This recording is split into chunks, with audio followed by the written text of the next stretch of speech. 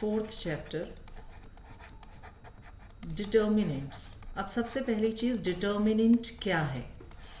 हमने पहले किया था मैट्रिक्स थर्ड चैप्टर में, और अब हम करेंगे डिटर्मिनेंट। तो सबसे पहले कि हमें ये फ़र्क पता लगना चाहिए कि मैट्रिक्स और डिटर्मिनेंट में डिफरेंस क्या है, राइट।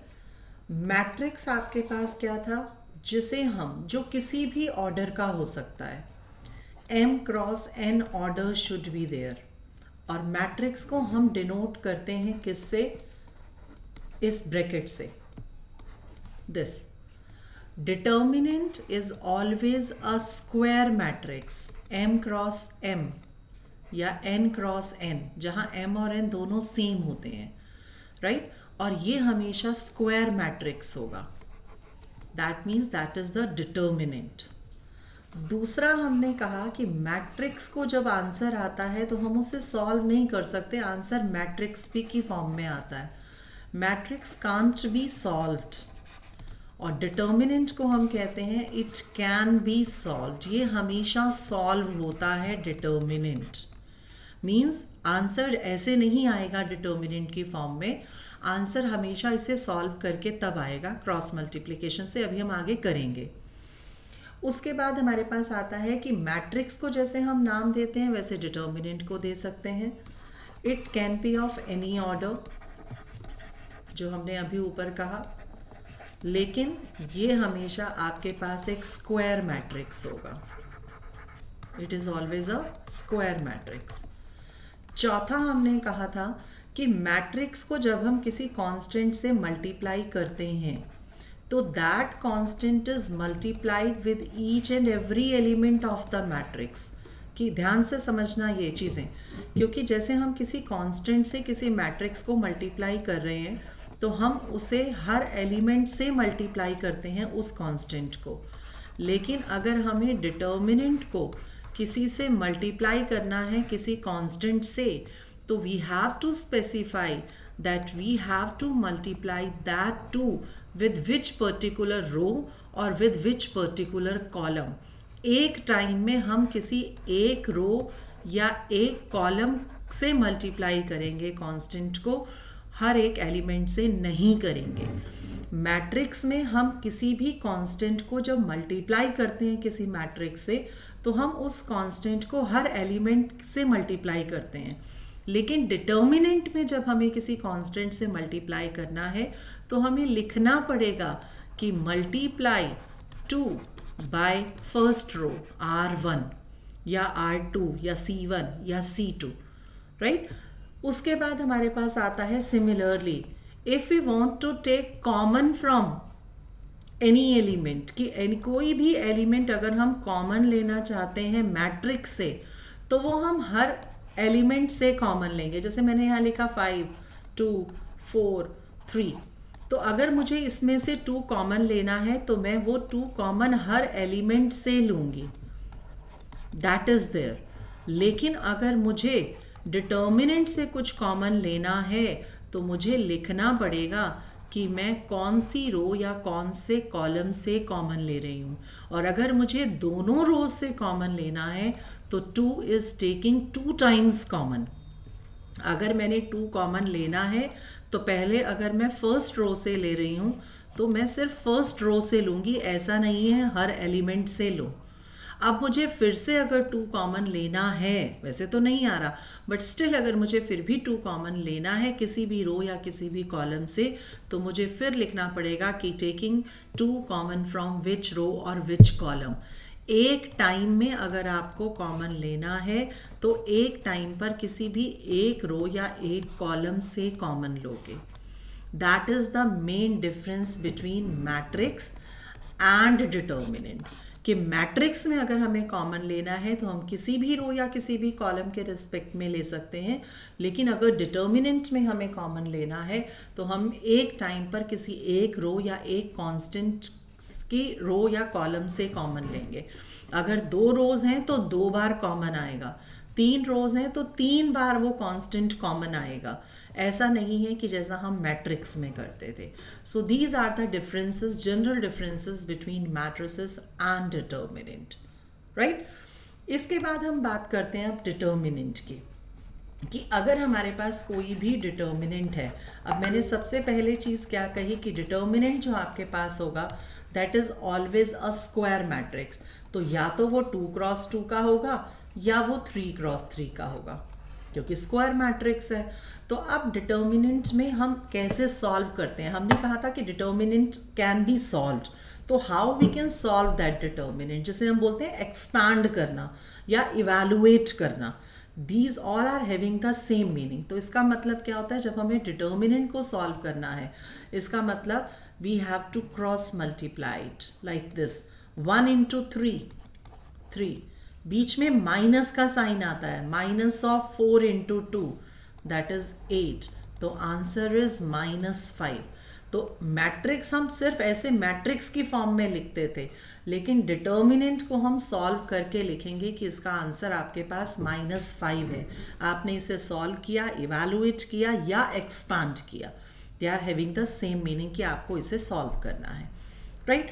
सिमिलरली हम कहें कि अगर हमारे पास 3x3 ऑर्डर का मैट्रिक्स है, राइट, तो उसे हम कैसे करेंगे। जैसे हमारे पास आ गया यहाँ पर -1, 5 और 4, राइट। तो अब हमारे पास देखो कितनी रोज़ हैं, 3 रोज़ हैं और 3 कॉलम्स हैं। हम किसी भी रो या किसी भी कॉलम के रिस्पेक्ट में डिटर्मिनेंट को एक्सपैंड कर सकते हैं। पर उसके लिए हम क्या करते हैं, देखो अगर मुझे फर्स्ट रो के रिस्पेक्ट में करना है, तो फर्स्ट रो में करने का मतलब मैं ऐसे लिखती हूँ plus minus plus. First row के रिस्पेक्ट में मैं एक्सपैंड कर रही हूँ, देखो कैसे, 1, फर्स्ट रो का फर्स्ट एलिमेंट 1 है। अब 1 से रिलेटेड रो और कॉलम को छोड़ दो, मीन्स आपने क्या किया, ये 1 था, 1 से रिलेटेड रो और कॉलम को छोड़ दो, क्या बचेगा आपके पास, ये this. So that means 1, 2, 5, 4 this, right. Second element हमारे पास क्या आ रहा है, ये तो हमने 1 को किया। अब हमारे पास सेकेंड एलिमेंट क्या आ रहा है, 2। तो अब मैं तभी अलग अलग यूज़ कर रही हूँ ताकि डिफरेंस पता लगे। माइनस ऑफ दैट एलिमेंट, तो -2। अब हमने क्या करना है, हमने ये 2 लिया है सेकेंड एलिमेंट, इस 2 से रिलेटेड रो और कॉलम को छोड़ दो। मैं इसलिए सिर्फ ऊपर कट नहीं मार रही ताकि एलिमेंट दिखे, तो ये छोड़ दो, क्या बचा, 2, 5, 3, 4। तो 2, 5, 3, 4 दिस। अगला एलिमेंट आ रहा है प्लस ऑफ -3। तो प्लस ऑफ -3 का मतलब अब आपके पास क्या है, ये -1, प्लस ऑफ -1 इज -1। अब इस 1 से रिलेटेड रो और कॉलम को छोड़ दो, तो क्या बच रहा है, 2, 1, 3, 2, 2, 1, 3, 2। और 2x2 को तो हमने एक्सपैंड करना सीखा ही था कि हम उसे एक्सपैंड कर सकते हैं, कैसे, 1 ऑफ दिस इज 4 -5 2 10 -2, और फिर से ये क्या आ जाएगा, क्रॉस मल्टीप्लाई करेंगे, 8 -15 -1 of 2 2 4 -3। So we get this is -6 -2 of, ये आ जाएगा -7, तो +14 और -1, तो this is your 7। That is the value of determinant, कि अगर 3x3 ऑर्डर का मैट्रिक्स है तो हम उसे एक्सपैंड कर सकते हैं किसी भी रो या किसी भी कॉलम के रिस्पेक्ट में। ये तो हमने फर्स्ट रो के रिस्पेक्ट में किया। अगर मैं इसी को सेकेंड रो के रिस्पेक्ट में करना चाहूँ तो मैं इसे कैसे लिखूँगी, देखो प्लस माइनस प्लस था ना, अब मैं यहाँ पर इसी मैट्रिक्स को दोबारा से लिख रही हूँ, 1 2 -1 2 1 5। किसी भी रो या किसी भी कॉलम के रिस्पेक्ट में अगर एक्सपैंड करोगे आंसर हमेशा सेम आएगा। हमने इसे कहा था plus minus plus minus plus minus, फिर प्लस माइनस प्लस, ऐसे सीक्वेंस चलती है, plus minus plus minus plus minus plus minus plus. अब किसी भी रो या किसी भी कॉलम के रिस्पेक्ट में आप उसे एक्सपैंड कर सकते हो। अब अगर मैं बात करूं कि मुझे सेकेंड रो के रिस्पेक्ट में करना है, तो सेकेंड रो में यहाँ क्या है, -2, तो मैं सेकेंड रो का एलिमेंट ले रही हूँ, ये माइनस ऑफ 2। अब -2 से रिलेटेड रो और कॉलम को छोड़ दो, तो देखो आपके पास क्या आएगा, -2 से, ये 2 से रिलेटेड रो और कॉलम को छोड़ दो, क्या बच रहा है, 2 - 1 - 2 4, 2 - 1 और सॉरी ये 2 4, क्योंकि इसमें से एलिमेंट वो सिर्फ साइन लेना है, ये दिस। अब अगला एलिमेंट हमारे पास क्या आ रहा है, 1 प्लस के साथ, तो +1। अब 1 से रिलेटेड रो और कॉलम को छोड़ दो, तो 1 से रिलेटेड, ये है 1 से रिलेटेड रो और कॉलम को छोड़ दो, तो क्या बच रहा है, 1 - 1 3 4, 1 - 1 3 4। अगला एलिमेंट क्या आ रहा है, 5 विद नेगेटिव, तो -5। अब हमारा क्या आ जाएगा यहाँ से कि 5 से रिलेटेड रो और कॉलम को छोड़ दो, इस 5 से रिलेटेड रो और कॉलम को छोड़ दो, तो 1 2 3 2, तो ये आ जाएगा 1 2 3 2। अब हम इसे सॉल्व करेंगे तो आंसर क्या आएगा, -2 और क्रॉस मल्टीप्लाई कर दें, दैट इज 8 माइनस ऑफ -2, तो +2 हो जाएगा, +1, दिस इज 4 माइनस ऑफ -3, तो +3 हो जाएगा, -5 ऑफ 2 -6 दिस, तो आपके पास ये क्या आ जाएगा, 10 -20 + 12 -5 इंटू -4 कितना आ रहा है, 8 और 2 10, 10 इंटू -2 इज -20 + 1 ऑफ 7, ये 4 और 3 7 है ना, दिस इज 7 -4 + 4 + 20, तो देखो 20 से 20 क्या, आंसर इज 7, तो ये भी 7 था, ये भी 7 है। तो किसी भी रो या किसी भी कॉलम के रिस्पेक्ट में आप डिटर्मिनेंट को एक्सपांड कर सकते हो and answer always remains same, right. This is the most important part two expand this, क्योंकि आगे जो 5 मार्क्स का क्वेश्चन आएगा, 5 या 6 मार्क्स का, उसमें हम इस तरह से उसे सॉल्व करते हैं, राइट। तो फर्स्ट एक्सरसाइज जो आपके पास है, अब वो एक्सरसाइज आपके पास सेम इसी फॉर्म पर है, सिर्फ एक चीज़ ध्यान रखना कि अगर हमारे पास डिटर्मिनेंट के साथ ऐसे आ जाए, दिस क्वेश्चन कई बार ऐसे आ जाता है कि अगर ए आपके पास कोई 3x3 ऑर्डर का मैट्रिक्स है and determinant of A is equal to 5, then find determinant of 2a। तो अब इसे कैसे करेंगे, देखो 2 डिटर्मिनेंट से बाहर आएगा, मैंने कहा था 2 जब डिटर्मिनेंट से बाहर आएगा तो कितनी बार बाहर आएगा, जितनी रोज होंगी, कितनी रोज हैं, 3 रोज हैं, इसका मतलब 2 हमारे पास 3 टाइम्स बाहर आएगा ऑफ डिटर्मिनेंट ऑफ ए, तो 2⁻³ इज 8 इंटू डिटर्मिनेंट ऑफ ए की वैल्यू दी हुई है 5, तो आंसर इज 40।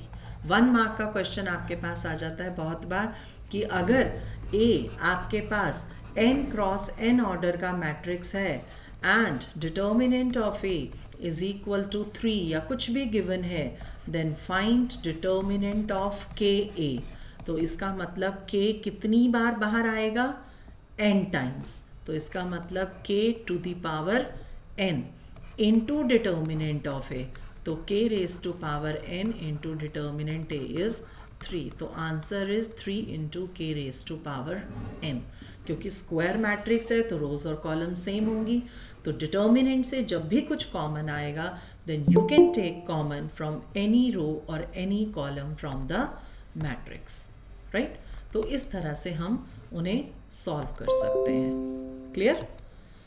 ये तो हमने किया डिटर्मिनेंट का। अब देखो एक्सरसाइज 4.1, 4.1 एक्सरसाइज की बात करें तो इसमें आपके पास क्वेश्चंस देखो बिल्कुल सेम है, सिंपल क्वेश्चंस है। First question, evaluate the determinant, हमें इवैल्यूएट करना है डिटर्मिनेंट को। इवैल्यूएट का मतलब कि आपको उसकी वैल्यू निकालनी है, आपको इसे सॉल्व करना है।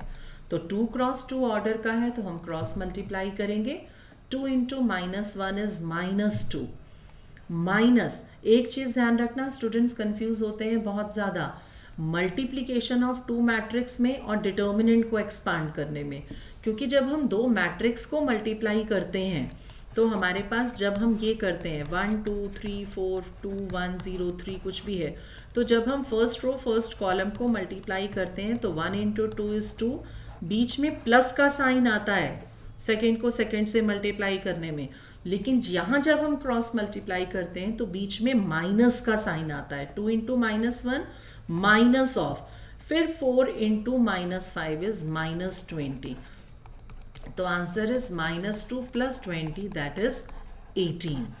तो ध्यान रखना कि जब क्रॉस मल्टीप्लाई करते हो तो बीच में माइनस का साइन आएगा, राइट।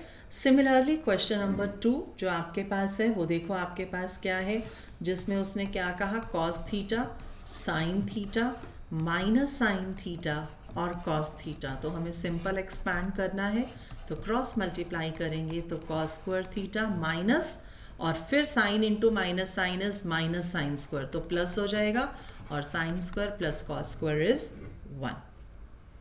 ठीक है, क्लियर। थर्ड क्वेश्चन आपके पास है कि अगर A आपके पास एक मैट्रिक्स है देन शो दैट, अब देखो हमें क्या शो करना है कि determinant of twice A is equal to 4 into determinant of A। अगर आप ध्यान से देखो तो मैंने अभी क्वेश्चन कराया था कि ये 2 डिटर्मिनेंट से जब बाहर आएगा तो कितनी बार बाहर आएगा, जितनी रोज होंगी। कितनी रोज हैं, 2, तो इसका मतलब 2 हमारा 2 टाइम्स बाहर आया, तो 2 रेज़ टू पावर 2, देखो 4 हो गया, 4 इंटू डिटर्मिनेंट ऑफ A।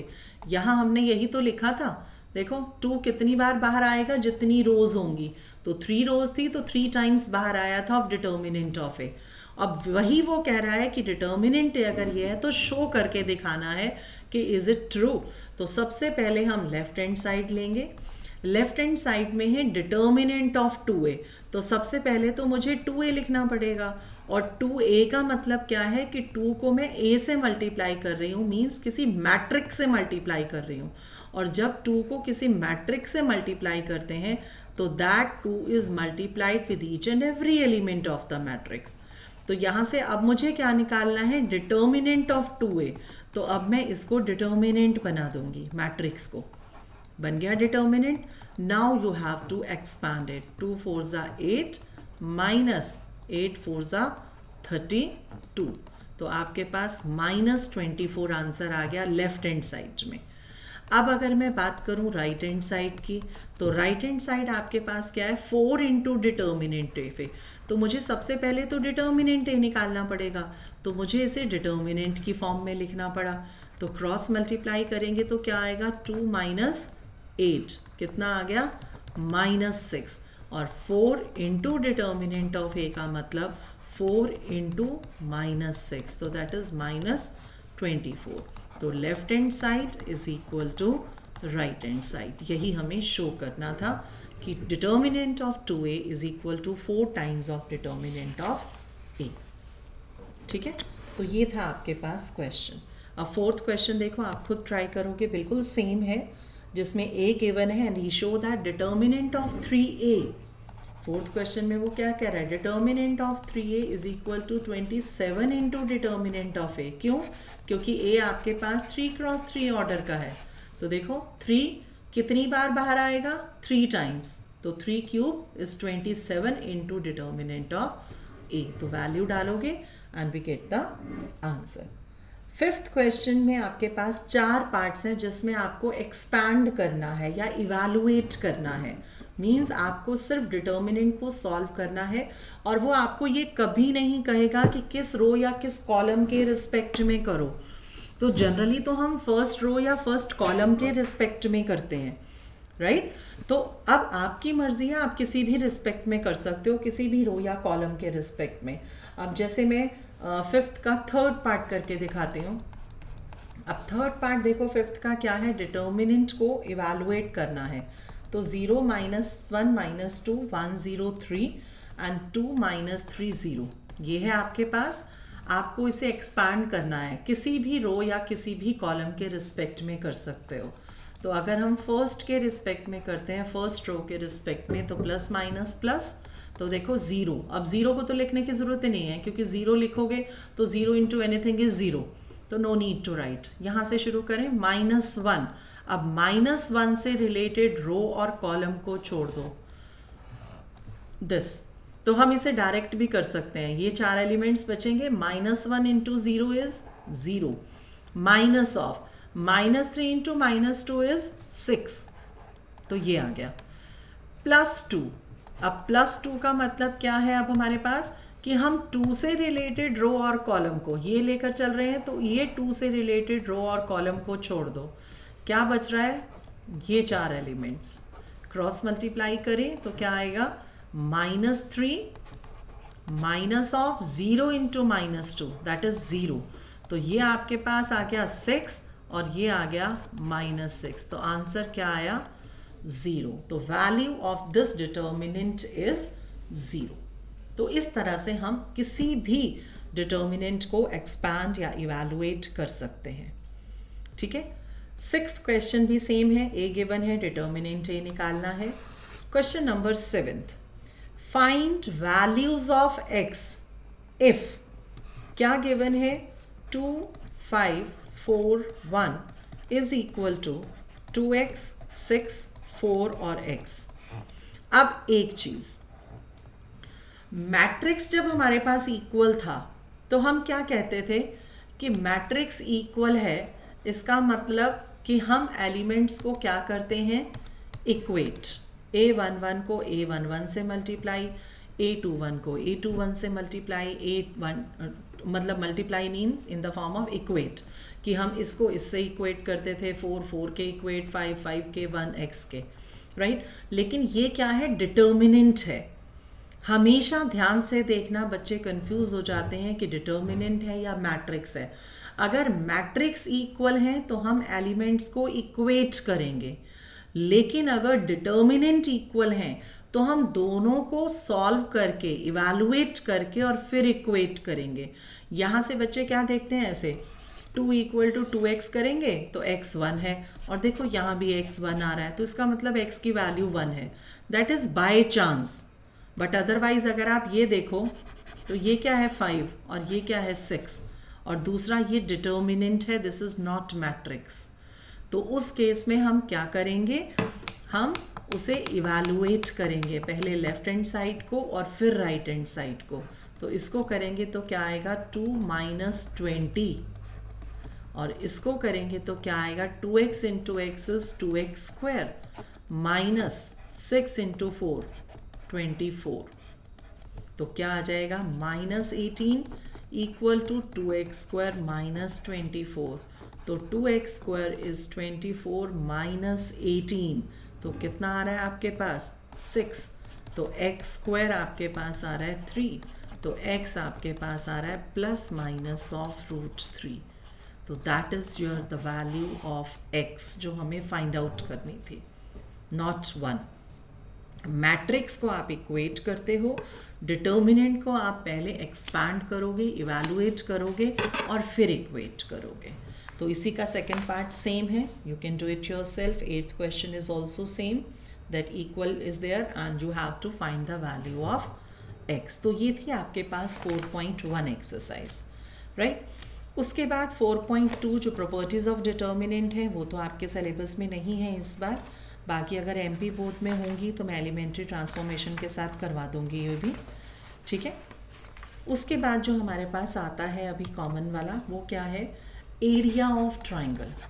अगर हमें एरिया ऑफ ट्राइंगल निकालना है तो एरिया ऑफ ट्राइंगल हम कैसे निकालते थे? अगर आपको याद हो तो हम 10th क्लास में फॉर्मूला करते थे। क्या करते थे? Half of x1 of y2 minus y3 plus x2 of y, क्या करते थे? y2 है तो यहाँ क्या आ जाता था? y1 माइनस y3, 2 3 है, 3 और ये 1 plus x3 of that is y1 minus y2। ये करते थे, एरिया ऑफ ट्राइंगल निकालते थे, और मॉड लगाते थे सिर्फ इसलिए कि क्योंकि एरिया कांट बी नेगेटिव। लेकिन यहाँ हमें डिटर्मिनेंट को यूज़ करके क्या करना है? एरिया ऑफ ट्राइंगल निकालना है।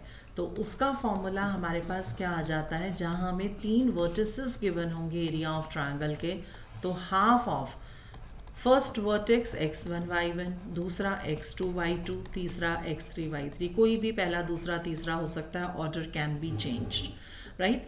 बस ध्यान रखना फर्स्ट सेकेंड और थर्ड इनको इंटरचेंज मत कर देना ऑफ। अब ये जो डिटर्मिनेंट होता है वो कैसा होता है, स्क्वायर मैट्रिक्स, तो थर्ड कॉलम हम क्या लेते हैं 1 1 1। जब हम इसे एक्सपैंड करेंगे तो देखो x1 of y2 minus y3, देखो x1 of y2 minus y3, यहाँ x2 आ रहा है तो हम इसके रिस्पेक्ट में करते हैं, तो क्या आता था x2 of y1 minus y3। लेकिन अगर हम यहाँ माइनस लगा देते, देखो ऐसे करते थे plus minus plus minus plus minus plus minus plus. अब मैं अगर सेकेंड रो के रिस्पेक्ट में करूँ तो half as it is x1 of क्या आ रहा है y2 minus y3 minus x2। अब x2 से रिलेटेड रो और कॉलम को छोड़ दो तो y1 माइनस y3 आ रहा है, राइट। और हमने y3 माइनस y1 लिखते थे, देखो बाहर माइनस का साइन है तो वही चेंज हो गया ना, अगर मैं माइनस कॉमन लूँगी तो वही फॉर्मूला बनेगा। प्लस x3 ऑफ, x3 से रिलेटेड रो और कॉलम को छोड़ दो तो y1 माइनस y2, तो वही फॉर्मूला आपके पास बनता है जो हमने किया था। लेकिन अगर वो कहता है कि डिटर्मिनेंट को यूज़ करके करना है तो हम इस तरह से पहले लिखेंगे और उसके बाद इसे एक्सपैंड कर दो। ये सिर्फ फॉर्मूला मैच करवाने के लिए मैंने फर्स्ट कॉलम के रिस्पेक्ट में किया, but it is not compulsory कि आप फर्स्ट कॉलम के रिस्पेक्ट में करो, किसी भी रो या किसी भी कॉलम के रिस्पेक्ट में करोगे answer always remains same. Second हमारे पास आता था कोलीनियर, कि 3 पॉइंट्स कोलीनियर कब होंगे, जब एरिया ऑफ ट्रायंगल 0 आएगा। अगर एरिया ऑफ ट्रायंगल आपके पास 0 आ जाए तो इसका मतलब आपके पास 3 पॉइंट्स कैसे हैं, कोलीनियर। पहला एरिया ऑफ ट्रायंगल निकालना आता है, दूसरा कोलीनियर चेक करना आता है, और तीसरा आता है कि find the equation of line. हमें इक्वेशन ऑफ लाइन निकालनी है जो 2 पॉइंट्स से पास कर रही हो। अब पहली चीज़, अगर हमें इक्वेशन ऑफ लाइन निकालनी है तो इक्वेशन ऑफ लाइन है तो वो ट्रायंगल तो नहीं बन सकती। अगर ट्रायंगल नहीं बन सकती तो इसका मतलब लाइन है तो वो कोलीनियर होगी, कि पॉइंट्स एक लाइन में लाई करेंगे। तो एक पॉइंट हम कंसीडर कर लेंगे एक्स वाई और 2 पॉइंट्स हमारे पास गिवन होंगे। तो उस केस में हम क्या करेंगे, एरिया ऑफ ट्रायंगल को हम 0 पुट करेंगे क्योंकि इक्वेशन ऑफ लाइन निकालनी है। तो क्या आ जाएगा, पहला पॉइंट, 2 पॉइंट्स हमारे पास गिवन होंगे और थर्ड कॉलम 1 1 लेकर 0 पुट करेंगे और एक्सपैंड करेंगे तो x और y में हमारे पास इक्वेशन ऑफ लाइन आएगी। तो 3 तरह के क्वेश्चंस आते हैं अगर एरिया ऑफ ट्रायंगल निकालना हो, और अगर आंसर में नेगेटिव आ जाए तो नेग्लेक्ट नेगेटिव साइन। क्यों? क्योंकि area can't be negative. Second हमारे पास आता है कि अगर हमें कोलीनियर शो करना हो तो area of triangle should be 0। तीसरा आता है कि अगर हमें इक्वेशन ऑफ लाइन निकालनी हो, जैसे वो कहता है find equation of line joining these 2 points using determinant. तो उस केस में हम क्या करते हैं, इक्वेशन ऑफ लाइन निकालनी है तो वो एक्स वाई की फॉर्म में आती है। तो let x y be any point on the line.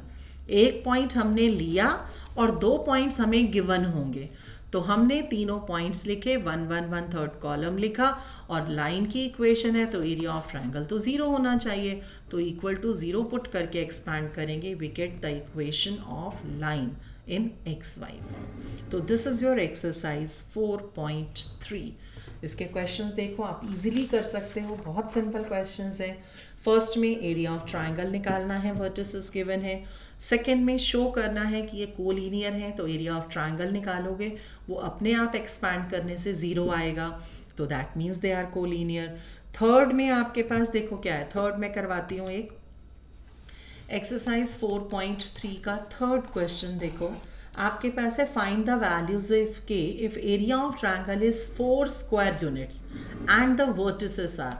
हमें के की वैल्यू निकालनी है और वर्टिसेस हमें गिवन है ट्रायंगल के, और वो क्या है, K0, 4 0 और 0 2, और एरिया ऑफ ट्रायंगल भी गिवन है दैट इज 4 स्क्वायर यूनिट्स। अब एक चीज़ का ध्यान देना यहाँ पर, वो क्या, फिर फाइंड द वैल्यूज ऑफ के। उसने ये नहीं बोला फाइंड के, फाइंड द वैल्यूज। वैल्यूज का मतलब कि के की वैल्यू 1 से ज़्यादा आएगी। अब एक से ज़्यादा क्यों आएगी? क्योंकि एरिया ऑफ ट्राइंगल उसने 4 यूनिट्स दिया है। अब 4 यूनिट्स का मतलब क्या है वो भी हम समझते हैं। अब area of triangle half of K0 4 0 0 2 1 1 1 लिखा इज इक्वल टू क्या दिया हुआ है? 4 स्क्वायर यूनिट्स। अब ये भी तो हो सकता है कि एरिया नेगेटिव आया हो और उसने उसे पॉजिटिव कर दिया हो, क्योंकि हमारा भी अगर कहीं आंसर में नेगेटिव आएगा एरिया तो हम उसे क्या करेंगे? Neglect negative sign. क्यों? Because area can't be negative. हो सकता है उसका भी -4 आया और उसने स्क्वायर यूनिट्स लगाना था इसलिए उसने माइनस को नेग्लेक्ट कर दिया हो। तो इसलिए हम इस केस में क्या करते हैं, दोनों वैल्यूज लेकर चलेंगे, एक बार प्लस भी और एक बार माइनस भी। तो एक बार इसे एक्सपैंड करके +4 के इक्वल इक्वेट करेंगे और एक बार एक्सपैंड करके -4 के इक्वल करेंगे। तो हमारे पास k की कितनी वैल्यूज आएंगी? 2। इसीलिए उसने कहा फाइंड द वैल्यूज। तो ध्यान रखना कि सिर्फ एक मत करना, 1 मार्क डिडक्ट हो जाएगा, आप दोनों वैल्यूज लेकर चलोगे। तो हाफ आ गया ये। अब इसे एक्सपैंड करें, देखो प्लस माइनस प्लस, k के रिस्पेक्ट में अब हम डायरेक्ट करेंगे तो 0 -2 तो -2, 0 के रिस्पेक्ट में तो 0 आएगा। 1 के रिस्पेक्ट में करोगे तो 4 2 ज़ा 8 -0 8 इज इक्वल टू +-4। अब इसका मतलब क्या आ गया? -2k, 2 भी कॉमन लेकर काट दूं तो आपके पास आ जाएगा यहाँ से -k +4, क्योंकि 2 कॉमन लेकर कट जाएगा यहाँ से, इज इक्वल टू 4 और एक बार -k +4 इज इक्वल टू -4। तो -k इज इक्वल टू 0, तो एक बार k आ गया 0 और एक बार -k इक्वल टू -8, तो k आ गया 8। तो these two values of k are there. So these two are the answers. तभी उसने कहा कि find the values of k. Second part same है, 3 वर्टिसेस दिए हुए हैं, k की वैल्यू निकालनी है। Fourth question, in which he said find the equation of line. ये भी एक क्वेश्चन का एक पार्ट करवा देते हूँ। Equation of line joining 2 points 1 2 and 3 6 using determinant. Find equation of line. अब उस केस में हम क्या करें? Let x y be any point on line. तो अगर एक्स वाई कोई पॉइंट है लाइन पर तो एरिया ऑफ ट्राइंगल तो 0 होगा। तो एक पॉइंट हमने लिया एक्स वाई, एक पॉइंट हमारे पास 2 1 2 था और एक 3 6 था, तो 1 1 1 किया। Area of triangle should be 0। तो हाफ तो वहाँ जाकर 0 हो गया, ये वहाँ जाएगा तो क्या हो जाएगा? 0। सिंपल, इसे एक्सपांड कर दो। x से प्लस माइनस प्लस, x से रिलेटेड रो और कॉलम को छोड़ोगे तो 2 - 6 -4 माइनस y से रिलेटेड रो और कॉलम को छोड़ दो 1 - 3 -2 प्लस 1 से रिलेटेड रो और कॉलम को छोड़ दो 6 - 6 0 इज इक्वल टू 0। तो -4x + 2y = 0। इसका मतलब आपके पास आ गया 4x = 2y या 2x = y। किसी भी फॉर्म में आंसर को छोड़ दो, x और y में इक्वेशन आ गई। चाहे 2x - y 0 लिखो, चाहे 2x = y लिखो, that is your equation of line. तो ये था आपके पास थर्ड एक्सरसाइज जिसमें इक्वेशन एरिया ऑफ ट्राइंगल निकालना था। फिफ्थ क्वेश्चन सेम है, MCQ है, k की वैल्यू निकालनी है आपको। क्लियर यहाँ तक सबको? किसी को कोई डाउट?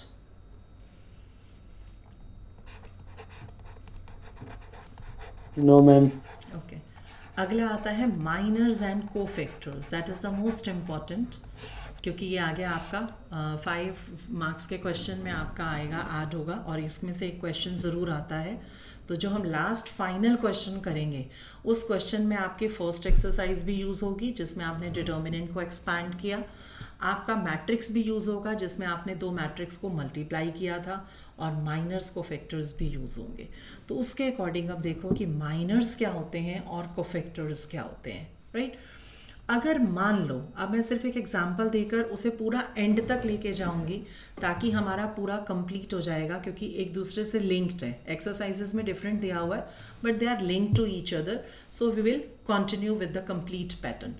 तो इसमें देखो, अभी मैं एक 2 × 2 का ले रही हूँ एक मैट्रिक्स। जैसे मान लो आपके पास 4, 3, -2 और 6, आपके पास एक ये मैट्रिक्स है। हमें क्या निकालना है? Minor of that matrix. अब यहाँ पर ये क्या है? एलिमेंट्स हैं A11, A12, A21 और A22। ध्यान से समझना क्योंकि ये बहुत इम्पॉर्टेंट है और आगे 5-6 मार्क्स के क्वेश्चन में ज़रूर आता है ये क्वेश्चन। ये मैंने एलिमेंट्स की पोजीशन लिखी। अब सबसे पहली चीज़, माइनर होता क्या है? माइनर आपके पास होता है कि जिस एलिमेंट का माइनर निकालना है उस एलिमेंट से रिलेटेड रो और कॉलम को डिलीट कर दो।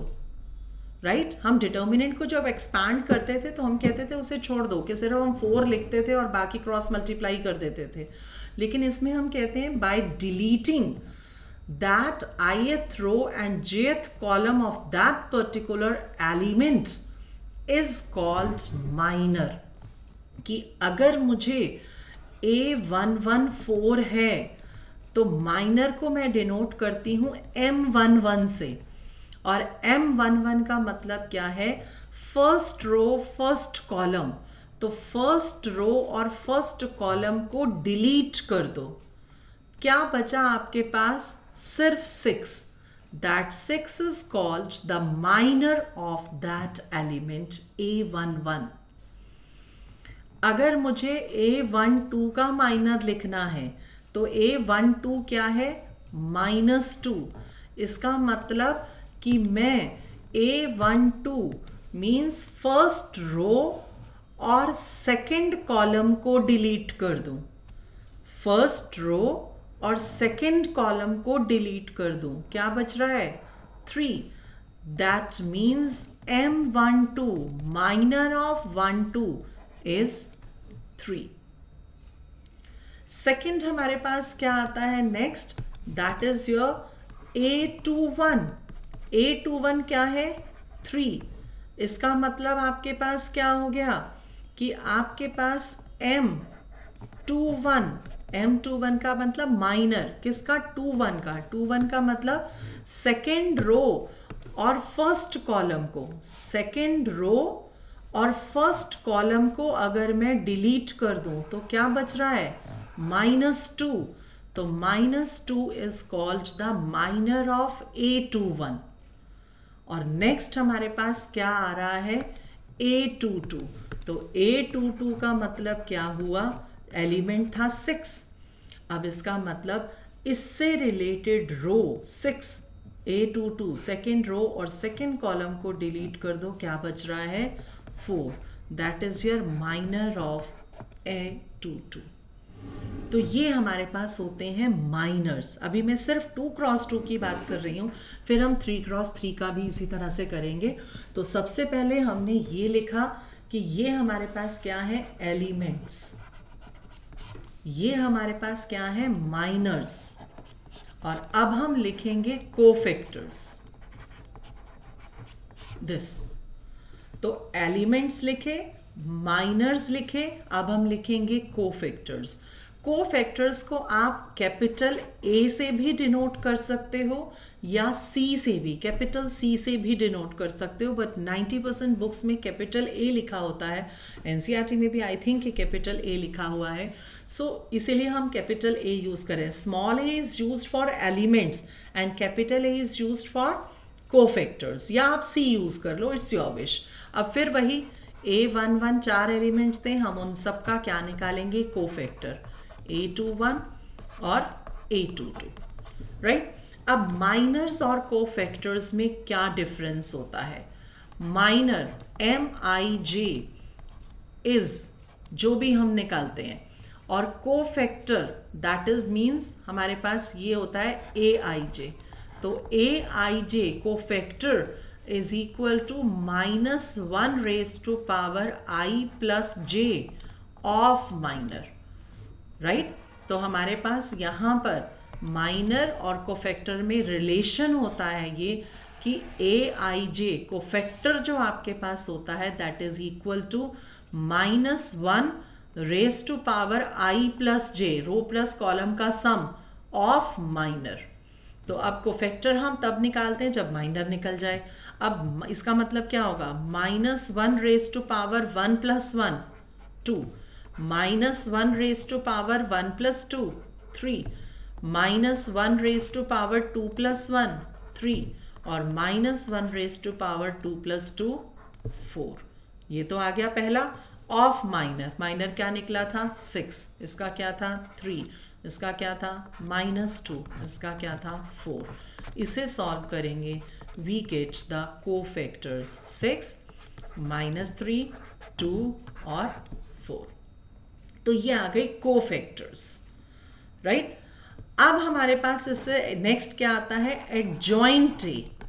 अब एडजॉइंटे क्या होता है, ट्रांसपोज ऑफ कोफैक्टर्स। अगर हम कोफैक्टर्स का ट्रांसपोज कर दें उसे हम क्या बोलते हैं, एडजॉइंटे। अब कोफैक्टर्स का ट्रांसपोज, तो पहले कोफैक्टर्स लिखने पड़ेंगे। कोफैक्टर्स लिखने के लिए हम इसी के अकॉर्डिंग लिखेंगे, A11 A12 A21 A22। ये हमने क्या लिखे, कोफैक्टर्स। इसका transpose means we interchange rows and column is called transpose. तो आपके पास ये क्या आ गया, adjoint A, right. Is that clear.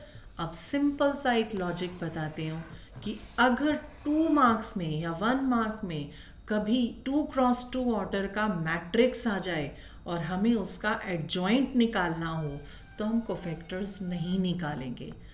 क्या करते हैं, आपके पास ये मैट्रिक्स था जो हमने लिया, दिस, ये था एक मैट्रिक्स, मान लो A।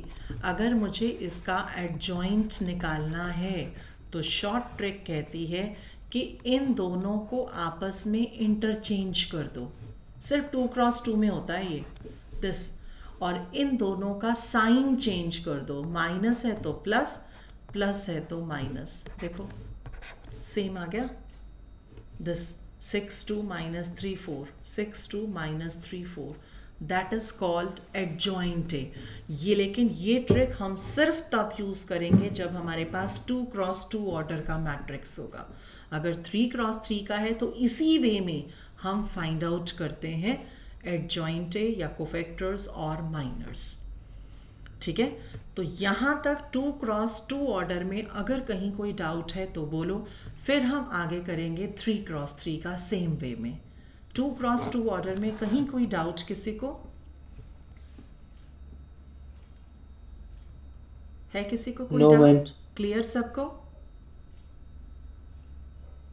Yes, ma'am. Okay, elements, minors and cofactors. अब यही काम हम एक 3 × 3 ऑर्डर में करेंगे, फिर इनवर्स निकालेंगे। तो 3 × 3 ऑर्डर का मैं बुक का ही ले लेती हूँ कोई क्वेश्चन, ताकि एक क्वेश्चन भी आपका इसी बहाने हो जाएगा। क्वेश्चन नंबर, माइनर्स और कोफैक्टर्स निकालने हैं ना, इसमें तो डिफरेंट दिए हुए हैं। चलो लेट्स सी, कोई भी ले लेते हैं।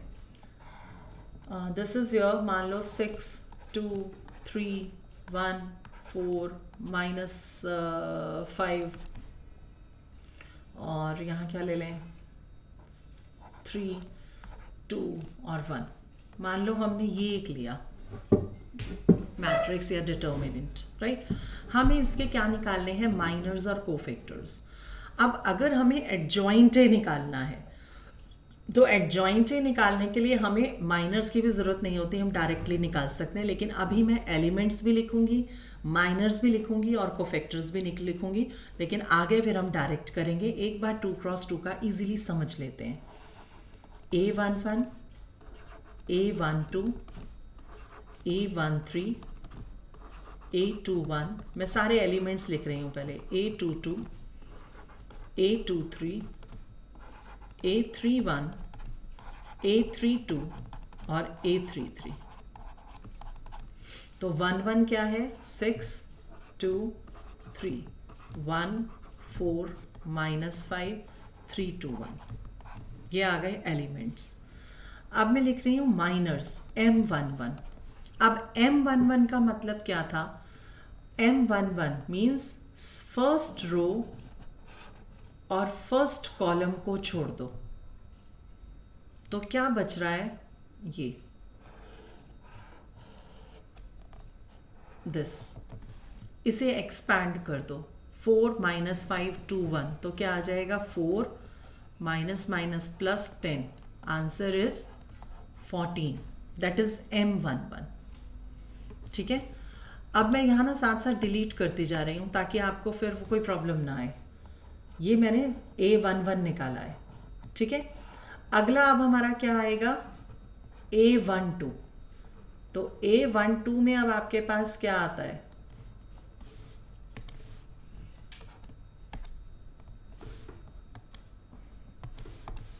ये 1 था।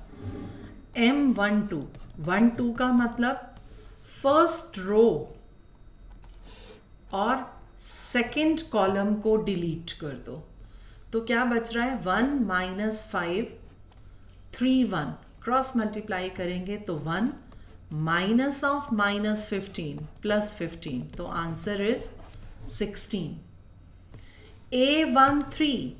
A13 का मतलब क्या हुआ?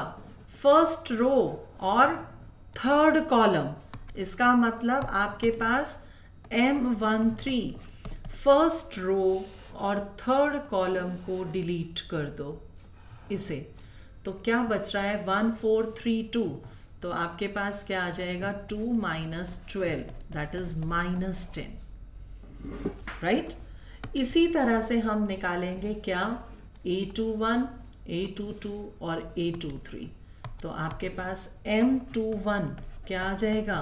M21 का मतलब सेकेंड रो फर्स्ट कॉलम, तो 2, ये माइनस था ना, दिस इज, ये हमने माइनस लिया था कि प्लस? आई वेंट 1 3 है, प्लस है, दिस इज 3। ये हमने एलिमेंट्स लिख लिए थे। सेकेंड रो फर्स्ट कॉलम, तो 2 minus 6, that is minus 4। M22 second row second column, तो 6 minus 9, that is minus 3। M23 second row third column, 6 2s are 12 minus 6, that is 6. M31 third row first column, minus 10 minus 12, that is minus 22.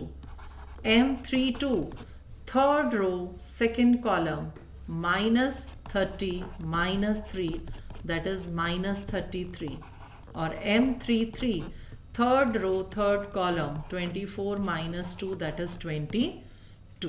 ये आ गए miners.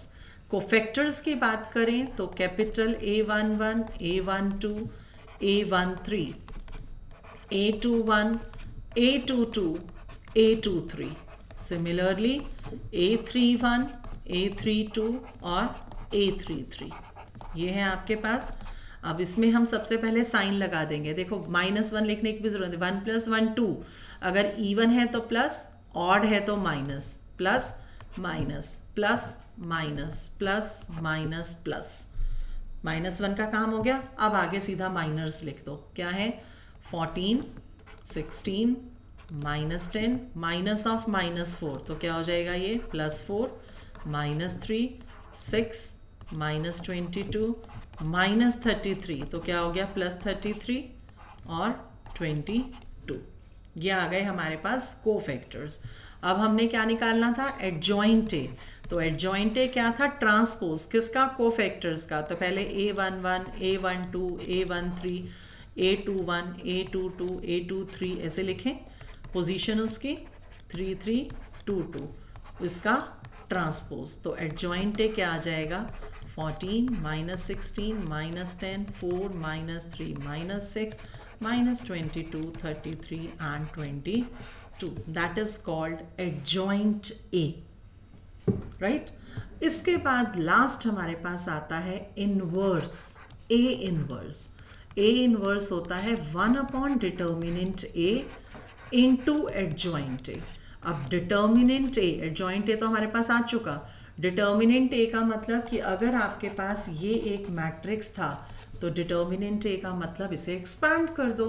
तो 6 से related रो और column को छोड़ते थे तो क्या आता था? 4 + 10 14, -2 ऐसे करते थे ना, प्लस माइनस प्लस, तो -2 से रिलेटेड रो और कॉलम को छोड़ दो, 1 + 15 तो 16, +3 से रिलेटेड रो और कॉलम को छोड़ दो, 2 - 12 -10, तो ये आपके पास कितना आ जाएगा, 84 - 32 - 30, तो ये आपके पास आ जाएगा 84 - 62 दैट इज 22। तो आपके पास ये क्या आ गया, inverse one by determinant A into adjoint A is called inverse of the given matrix, जो हमारे पास हमें फाइंड आउट करना था। तो -22, 33 and 22 that is your inverse. तो ये आपके पास एक क्वेश्चन आएगा इनवर्स निकालने का, एडजॉइंट ए का, माइनर्स का और कोफैक्टर्स का। तो वो आपसे 1 मार्क के क्वेश्चन में किसी पर्टिकुलर एलिमेंट का सॉरी माइनर भी पूछ सकता है, किसी पर्टिकुलर एलिमेंट का कोफैक्टर भी पूछ सकता है, या डायरेक्टली एडजॉइंट ए पूछ सकता है, या आपके पास इनवर्स पूछ सकता है। देखो यहाँ तक किसी को कोई डाउट? चलो अब मैं आपको शॉर्ट कराऊंगी कि हम पेपर में कैसे करेंगे। ये तो मैंने स्टेप बाय स्टेप इसलिए कराए क्योंकि 1 या 2 मार्क के क्वेश्चन में अगर वो आपसे माइनर पूछ ले, कोफैक्टर पूछ ले या उसका रिलेशन पूछ ले तो आपको पता होना चाहिए। लेकिन अब अगर वो क्वेश्चन में आपको सिंपल ये कहता है, एक मैं 2x2 का करवा रही हूँ, एक 3x3 का, फाइंड इनवर्स ऑफ 2 4 - 2 3, मान लो आपके पास ये है, इसका इन्वर्स निकालना है। अब मान लो कि ये मैट्रिक्स है आपके पास A, मैट्रिक्स लिख रही हूँ मैं अभी दिस। जब भी आपको इन्वर्स निकालना हो, अब ध्यान से समझना, बिल्कुल उतने स्टेप्स करूँगी जितने आपको पेपर में लिखने हैं। तो उसके लिए सबसे पहले आप डिटर्मिनेंट निकाल लेना, डिटर्मिनेंट A, तो इसे डिटर्मिनेंट की फॉर्म में लिखना। तो ये कितना आ जाएगा, 6 - +8 that means 14, not equal to 0 है, इसका मतलब इन्वर्स एग्जिस्ट करेगा। क्यों करेगा? क्योंकि देखो इन्वर्स का फॉर्मूला हमने लिखा था 1/डिटर्मिनेंट ए, और अगर डिटर्मिनेंट ए 0 आ गया तो 1/0 नॉट डिफाइंड हो जाता है। तो इसलिए हम कहते हैं कि डिटर्मिनेंट ए नॉट 0 आएगा तो इन्वर्स एग्जिस्ट करेगा। अगर 0 आ जाए तो सीधा लिख देना इन्वर्स डज नॉट एग्जिस्ट, आगे कुछ भी नहीं निकालना। अब ये आपके पास 2x2 ऑर्डर का है, तो हमने इसमें एडजॉइंट ए डायरेक्टली निकाला था, अगर आपको ध्यान हो। तो क्या कहा था हमने कि इन दोनों को तो हम इंटरचेंज कर देंगे दिस, और इन दोनों का साइन बदल देंगे, तो हमें माइनर्स को फैक्टर्स निकालने की ज़रूरत ही नहीं है, डायरेक्टली एडजॉइंट ए आ गया। तो ए इनवर्स आपके पास क्या हो जाएगा, 1/डिटर्मिनेंट ए इंटू एडजॉइंट ए, तो that means 1/14 of 3 - 4 2 2, that is your answer कि आपने इनवर्स निकाल लिया। It's complete. अब यही अगर हम 3x3 ऑर्डर में करें तो 3x3 में ये एक्सरसाइज का है क्वेश्चन या किसका है मुझे नहीं पता, हाँ 4.5 का था वो क्वेश्चन नंबर 5th। मैं अब एक 6th कर रही हूँ, 6th क्वेश्चन एक्सरसाइज 4.5।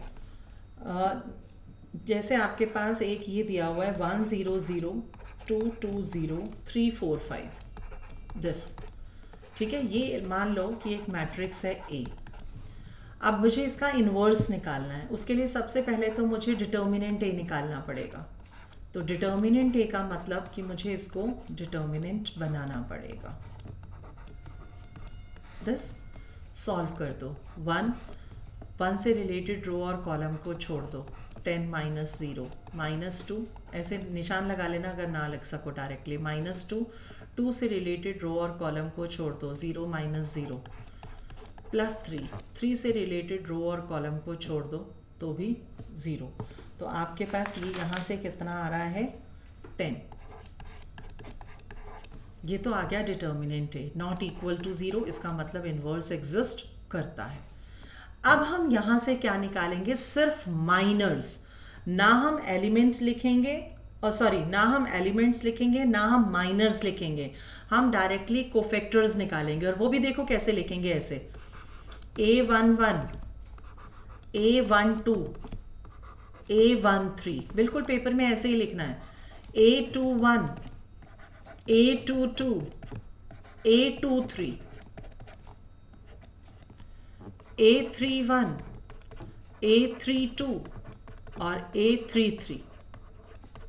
सिर्फ कोफैक्टर्स निकाल रहे हैं, और कोफैक्टर्स में आगे साइन आता था 1 + 1 2, इवन है तो प्लस, ऑड है तो minus, plus minus plus minus plus minus plus. हो गया इतना काम। अब देखो 1 1 1 1 का मतलब फर्स्ट रो फर्स्ट कॉलम को छोड़ दो, क्रॉस मल्टीप्लाई करोगे तो 10 - 0 10। A12 1 2 का मतलब फर्स्ट रो सेकेंड कॉलम को छोड़ दो, 0 - 0 is 0। First row third column को छोड़ दो, 0। सेकेंड रो फर्स्ट कॉलम को छोड़ दो, तो क्या बच रहा है देखो, सेकेंड रो फर्स्ट कॉलम, एक minute, first row first column छोड़ी थी ना हमने अभी, हाँ, सेकेंड रो फर्स्ट कॉलम को छोड़ दोगे तो फिर से 0 आ रहा है। सेकेंड रो सेकेंड कॉलम को छोड़ोगे तो 5 - 3 5। सेकेंड रो थर्ड कॉलम को छोड़ोगे, second row third column 0। Third row first column 8 - 6 2।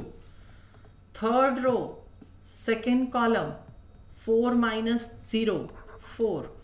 Third row third column 2 - 0 is 2।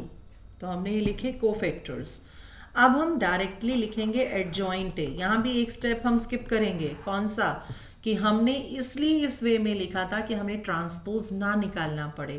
As it is यही के यही कॉलम उतार लो यहाँ पर, 0 5 0 2 - 4 2। अगर आप देखो तो ये आपके पास ट्रांसपोज के बाद आता था, राइट? ट्रांसपोज के बाद आपके पास क्या आता था, ये। तो यहाँ तक आ गया एडजॉइंट ए। अब हमें क्या निकालना था, इनवर्स। तो इनवर्स हमारे पास क्या होता है, 1 डिटर्मिनेंट ए इंटू एडजॉइंट ए। तो 1 determinant A that is 1/10 of adjoint A that is 10 0 0 -10 5 0 और 2 4 और माइनस दिस 2। तो चाहे आंसर को यहाँ छोड़ दो, चाहे 10 से आगे डिवाइड कर दो, so we get the answer that is A inverse. तो हमने सिर्फ इतना करना है। देखो यहाँ हमने इनवर्स इसलिए ऐसा निकाला था क्योंकि हमने यहाँ पर एलिमेंट लिखे थे, माइनर्स लिखे थे और कोफैक्टर्स लिखे थे, क्योंकि वो स्टेप बाय स्टेप हमने समझाया था कि कैसे माइनर्स और कोफैक्टर्स निकालते हैं। लेकिन जब आपके पास क्वेश्चन में आएगा पेपर में तो हमें इनवर्स निकालना है, तो सिर्फ इतना करना है आपको।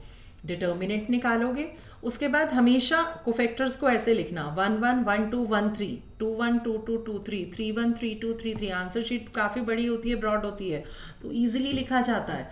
चाहे आप उसको और गैप देकर डिटर्मिनेंट की फॉर्म में लिखना है 2 × 2 में क्रॉस मल्टीप्लिकेशन से, वो लिख लो उसके अकॉर्डिंग, ताकि कोई मिस्टेक ना हो। एलिमेंट्स लिख के एज इट इज़ उतार देना कॉलम्स, तो वो बन जाएगा एडजॉइंट ए। फिर ए इनवर्स का फॉर्मूला लिखना, 1 determinant into adjoint A, and we get the answer. तो ये आपके पास है इनवर्स निकालना। तो जो हमने 4.4 और 4.5 की है, उस 4.4 और 4.5 में उसने आपसे वही माइनर्स और कोफैक्टर्स और इनवर्स निकालना पूछा है क्वेश्चंस में। तो हमने वो इसीलिए किया क्योंकि सब एक दूसरे से लिंक्ड हैं, so that's why we have to explain it continuously. तो उसके बाद आपका एक सिर्फ मैट्रिक्स मेथड रह गया जो हम कल कंप्लीट कर लेंगे। तो आपका ये डिटर्मिनेंट का मैक्सिमम पार्ट आपका कंप्लीट हो गया। सिर्फ एक 5 मार्क्स का जो क्वेश्चन बचा है उसमें सिर्फ हमें एक स्टेप और समझना है, बाकी हमारा सारा मेन पार्ट जो उसमें टॉपिक्स हमारे जितने भी छोटे छोटे इंक्लूड होंगे, डिटर्मिनेंट निकालना, एक्सपैंड करना, प्रोटेक्ट करना या कोफैक्टर्स निकालना, एडजॉइंट निकालना, वो हम ऑलरेडी कर चुके हैं।